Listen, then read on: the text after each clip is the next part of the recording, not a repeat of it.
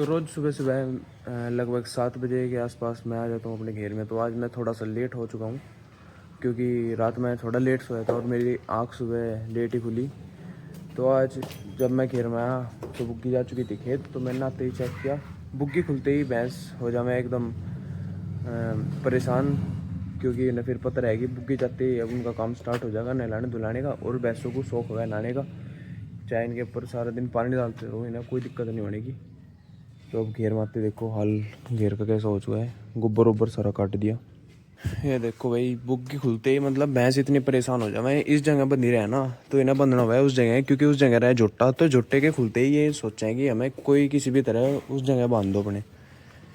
तो बुग्गी जा चुके हैं खेत। तो अब मैंने नहला धुला के घास करके इनका सही तरीके से फिर उन्हें मैं बांधूंगा उस जगह पे। तो पहले मैं करूँगा इनकी साफ़ सफाई इनके नीचे की बिल्कुल, क्योंकि इनकी हाइजीन का ध्यान रखना भी बहुत ज़्यादा ज़रूरी है।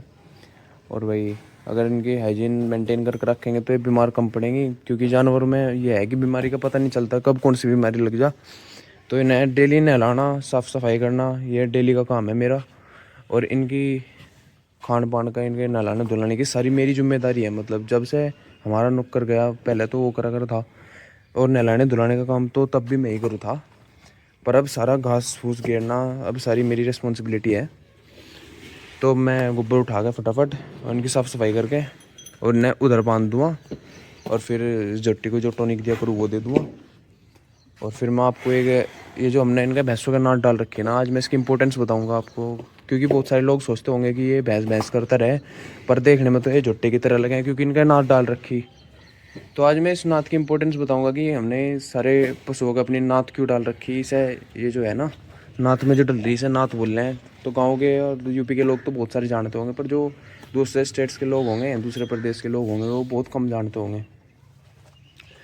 तो भाई मैं आज आपको इसकी इम्पोर्टेंस बताऊंगा कि हम इसे क्यों डाल रहे हैं और इसके क्या क्या फ़ायदे हैं और क्या क्या नुकसान है। तो इस वीडियो को एंड तक देखिए, उम्मीद करता हूँ आप लोगों को ये वीडियो बहुत अच्छी लगेगी। जस्ट अभी मैंने साफ़ सफाई का काम फिनिश कर दिया अपना, और आज मैंने थोड़ी इधर भी साफ़ सफाई की जहाँ पे अपनी चक्की है और मतलब ये चोकर वोकर के कट्टे रखे। ये देख सको कितने सिस्टमेटिक तरीके से सारे कट्टे लगा दिए ऊपर से मोड़ के, नहीं तो बुरा हाल हो रहा था। और यहाँ पे जो ऊपर से भूस भूस गिर रहा था वो सारा एक साइड कर दिया इधर इकट्ठा। और जब बाहर से हम थे ना तो पैरों पे गोबर वोबर चिपक का आ जाता। तो यहाँ से साफ़ करना बहुत ज़्यादा ज़रूरी है ताकि वो इसमें चोकर वोकर में इसमें भूस में ना मिले। तो आज यहाँ की साफ़ सफाई कर दी, दिख रही होगी अलग ही बिल्कुल चमका हुआ। और मशीन के नीचे से घास भी निकाल दिया। तो अब मेरा जो काम बचता है वो बचता है इन्हें नहलाना। और जैसे कि आप देख सको कि आज लाइट भी आ चुकी है, वरना रोज़ इस टाइम तक लाइट नहीं आ रही, क्योंकि आज मैं थोड़ा लेट हूँ। तो अब मैं इन्हें नहलाऊँगा। और तो भाई मैं समरसेबल से इन्हें नहीं नहलाने का, क्योंकि उससे बहुत ज़्यादा पानी वेस्ट हो। तो मैं कोशिश करूँगा कि कम से कम पानी लगे और अपना काम भी पूरा हो जाए। आप लोग भी भाई ऐसे समरसेबल से अपने पशुओं को नहलाया करो, क्योंकि बहुत अपने नेचुरल रिसोर्सेज को बचाना बहुत ज़्यादा ज़रूरी है। वैसे नहलाने को तो मैं नए समरसेबल चला के भी नहला सकूँ, सर मेरा टाइम भी बचेगा, पर मैं टाइम से ज़्यादा कीमती मान लूँगा अपने नेचुरल रिसोर्सेज को। तो मैं डिब्बे से नहला दूँगा। 10-5 मिनट के फ़र्क में कोई दिक्कत नहीं आएगी, 10-5 मिनट का फ़र्क रहेगा, ज़्यादा नहीं। पर मैंने समरसेबल से ना नहला के मैं डिब्बे से नहलाऊँगा, तो उससे हमारा पानी बचेगा, आने वाली अपनी जो जनरेशन है उनके काम आएगा। तो भाई चलिए मैं इस काम को भी फटाफट फिनिश करता हूँ। अब नहलाने के बाद अलग ही पता लग जाएगा डिफरेंस कि आपको ये अभी ना आए मेरा घेर का ऑलमोस्ट सारा काम हो चुका है कंप्लीट। अब सिर्फ इसे जुट्टी को सिरप देना बच रहा, जो मैं डेली दूँ इसे 10-10 ml। तो भाई मैं वीडियो के स्टार्टिंग में बता रहा था कि मैं आपको एक नाथ के जो हम डांगरों के नाथ में जो वो जेवड़ी रस्सी टाइप डाल रहे हैं, तो मैं उसके फ़ायदे और नुकसान बताने वाला आपको आज। क्योंकि हमने अपने जितने भी 4-5-6 जितने भी भैंस और इनके बच्चे हैं सबके नाथ डाल रखी है एक तरफा। तो इसके फ़ायदे और नुकसान मैं बताने वाला आज आपको। इसके लगभग नुकसान तो कोई है ही नहीं, इसके फ़ायदे ही फ़ायदे हैं। तो मैं आज इसके फ़ायदे गिनवाऊँगा आपको, उस नाथ के कितने फ़ायदे हैं। हमने इसके भी नाथ डाल रखी, इस वाली के भी नाथ डाल रखी, और ये जो इधर कटड़ा है हमने इसके भी नाथ डाल रखी, और ये जो 2 भैंस बंध रही हूँ उधर उनके भी नाथ है। और ये दोनों कटड़ी हैं, मतलब कि फीमेल्स हैं। सिर्फ एक मेल है और एक जो मेल है बड़े वाला वो खेत जा रहा बुग्गी को लेकर। तो भाई झोटों का तो नाथ डलना है कंपलसरी उनका। तो भाई जैसे ये अपनी एक एज पाँव है तो उनका नाथ डल जा। तो भाई जैसे कि हमने इस भैंस के भी नाट डाल रखी है और इस वाली भैंस के भी नाट डाल रखी, तो इसके फ़ायदे इतने हैं। चलो मैं आपको इसके फ़ायदे ही गिनवाऊँ। एक तो भाई बिल्कुल भी बदी नहीं करने की, धार कटवाती हुई आड़ नहीं करने की। अगर हम इसकी नात पकड़ लें तो बिल्कुल ऐसी खड़ी रहेगी जैसे ऐसा कुछ नहीं पता, सीधे बन जा बिल्कुल। अगर इसका नात ना हो तो ये खूब कुटेगी, इधर उधर भागेगी, और मतलब जो जेवड़े बंदे रहे उनके उन्हें भी तोड़ देगा एक टाइम पाने के बाद। तो अगर हम इनकी अच्छे से ग्रोथ करेंगे तो इनमें इतनी एनर्जी बनेगी, बढ़िया राजी हो जाएंगी। और इस नात को डालने से इनका ना तो कभी दूध कम होता, ना इनके शरीर पर कोई फ़र्क पड़ता, ना ये हारती, मतलब इन्हें कोई फ़र्क नहीं पड़ता इस नात से। पर इनका फ़र्क जब पड़ा है, जब हम इनकी नात पकड़ लेना तो ये बिल्कुल सीधी बन जाए। और इनका फिर चाहे इन्हें इंजेक्शन, डॉक्टर जैसे कोई बीमार पड़ जाए तो डॉक्टर को बुला के इंजेक्शन लगवा लो, नाथ पकड़ के तो बड़े आराम से लगवा लेंगे। यानी कि नाथ के इतने फ़ायदे हैं, किसी बच्चे को नहीं मार सकती।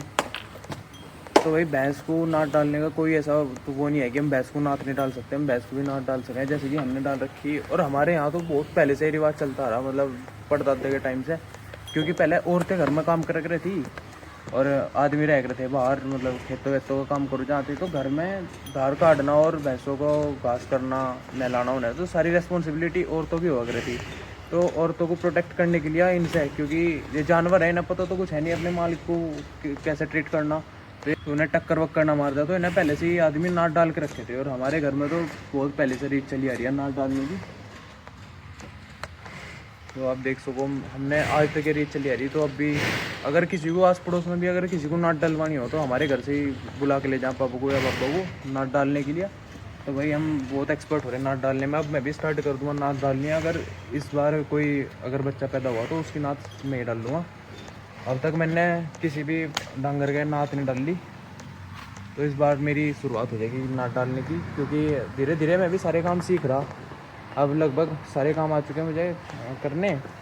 अब जैसे मैं धार भी निकाल लूँ, और अगर आपका भी कोई पशु मतलब ज़्यादा बदी करता हो, इधर उधर भागता हो, बड़ा होने के साथ साथ इनमें बदी भी आ जाए डांगरों में, तो अगर वो इधर उधर भागता हो तो आप उसका नाट डाल सको बड़े आराम से, कोई दिक्कत नहीं है।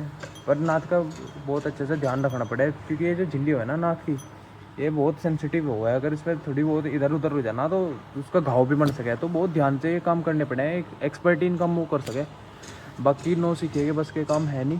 मैंने इसके नाथ के फ़ायदे बता दिए, नुकसान तो इसका कोई है ही नहीं, फ़ायदे हैं। और नाथ में डली हुई अच्छी भी लगे, एक ऑर्नामेंट का काम करे, जैसे औरतें पहन लें अपने गहने, ऐसे ही भैंसों को भी हम नाथ डाल के गहने से पिरा दें। तो भाई इसी के साथ अगर कोई और जानकारी आपको पशुओं के बारे में चाहिए हो तो मुझे कमेंट करो, और भाई मेरे चैनल को सब्सक्राइब करो ऐसी इंटरेस्टिंग रूरल लाइफ से जुड़ी वीडियोस के लिए। धन्यवाद।